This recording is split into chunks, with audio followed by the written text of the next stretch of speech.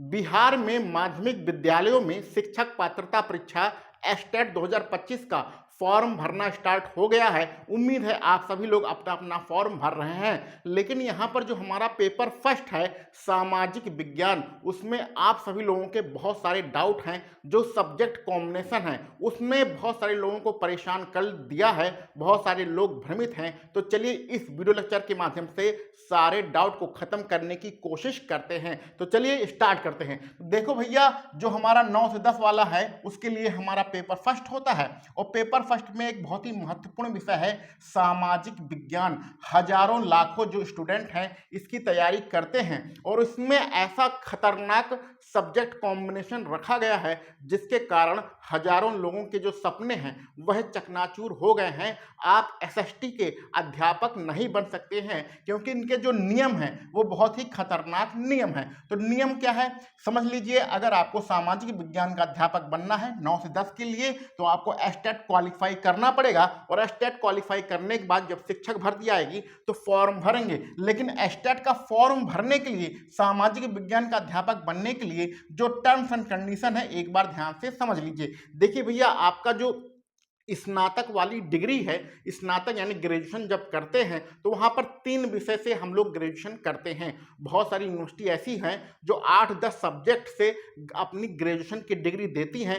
Semester wise वहाँ पर परीक्षाएं होती हैं, ठीक है। तो उनकी हम बातें नहीं कर रहे हैं, लेकिन जो सिंपल ग्रेजुएशन होता है, स्नातक की डिग्री होती है, उसमें 3 ही विषय होते हैं। पहले साल हम 3 विषय पढ़ते हैं, दूसरे साल भी हम वही 3 विषय पढ़ते हैं, और तीसरे साल हमें एक विषय छोड़ना होता है और हम अपने 2 विषय से अपनी डिग्री कंप्लीट करते हैं।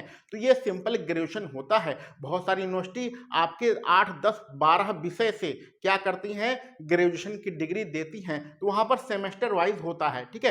अब बात को आगे से समझिए। तो अगर आपने सिंपल ग्रेजुएशन किया है, यानी कि 3 विषय से आपने पढ़ाई किया है, तो कहने का मतलब है कि आपके यहाँ पर जो आयोग बता रहा है, इन चारों में से कोई 2 विषय आपकी डिग्री में होनी चाहिए, आपके स्नातक की मार्कशीट में होना चाहिए। कौन कौन से विषय हैं? इतिहास। अब देखिए, कुछ यूनिवर्सिटी ऐसी होती हैं जो इतिहास नहीं पढ़ाती हैं, वहां पर मध्यकालीन इतिहास, प्राचीन इतिहास या आधुनिक इतिहास के रूप में पढ़ाई होती है। तो मध्यकालीन इतिहास के बारे में तो यहाँ कुछ नहीं बताया गया है, लेकिन अगर आपने स्नातक में प्राचीन इतिहास से भी पढ़ाई किया है तो वह इतिहास के बराबर है। यानी पहले सब्जेक्ट में चाहे आपने इतिहास से पढ़ाई किया हो और चाहे आपने प्राचीन इतिहास से पढ़ाई किया हो, दोनों एक ही चीजें हैं। दूसरा सब्जेक्ट है भूगोल, तीसरा सब्जेक्ट है अर्थशास्त्र, और हमारा जो चौथा सब्जेक्ट है वह है राजनीति शास्त्र। इसको हम लोग राजनीति विज्ञान भी कहते हैं। कुछ यूनिवर्सिटी में इसको राजनीति विज्ञान के नाम से पढ़ाई होती है और कहीं कहीं राजनीति शास्त्र के नाम से पढ़ाई होती है। तो इसमें कंफ्यूज नहीं होना है। तो आयोग यह कह रहा है कि इन चारों विषय में से आपने कम से कम 2 विषय से पढ़ाई किया हो। इन चारों में से कम 2 विषय से आपने पढ़ाई किया हो। अब ध्यान दीजिएगा, आपने कितने साल पढ़ा है? आपने 3 साल पढ़ा है, अथवा 2 साल पढ़ा है, अथवा 1 साल पढ़ा है, इसके बारे में आयोग कुछ भी नहीं कह रहा है। यानी कि कितने साल आपने पढ़ाई किया है इसके बारे में टेंशन नहीं लेना है। आपकी मार्कशीट में ये सब्जेक्ट लिखे होने चाहिए, ये इस सब्जेक्ट से आपने पढ़ाई की हो।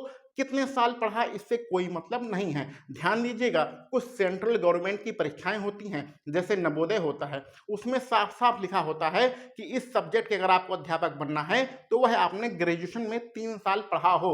लेकिन बिहार में ऐसा कुछ भी नहीं लिखा है, तो टेंशन लेने की कोई जरूरत नहीं है। आपने ये सब्जेक्ट चाहे 3 साल पढ़ा हो, चाहे 2 साल पढ़ा हो, चाहे 1 साल पढ़ा हो, कोई दिक्कत नहीं है, आप आराम से फॉर्म भर सकते हैं। तो ये पहली कंडीशन हो गई। दूसरी कंडीशन में उसने बताया है कि भैया अनिवार्य विषय हमारे 2 हैं, पहला ये इतिहास वाला, दूसरा ये भूगोल वाला। यानी इतिहास और भूगोल अनिवार्य विषय हैं। तो पहली टर्म्स एंड कंडीशन है कि 4 में से आपके पास 2 विषय होना चाहिए।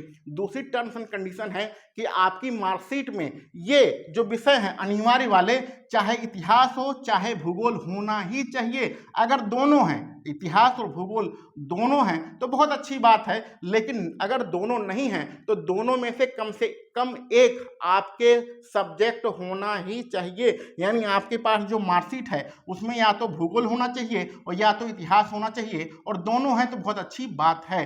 तो दोनों कंडीशन समझ गए।